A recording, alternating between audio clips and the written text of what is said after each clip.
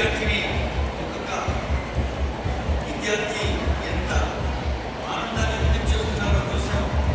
మొన్న ఆరోగ్యంలో Telangana public school ఆవిష్కరణోత్సవంలో కూడా అనేక ప్రజా బహిరంగ సభలు జరుగుతూ ఉంటాయి. కానీ పాపం పుణ్యం ప్రపంచ మార్గం కష్టం సౌఖ్యం శ్రేషార్థాలు ఏమీ ఎరుగని పువ్వు లాంటి పిల్లలు నవ్వుతుంటే ఆ ప్రాంగణమంతా ఒక కొత్త వెలుగు.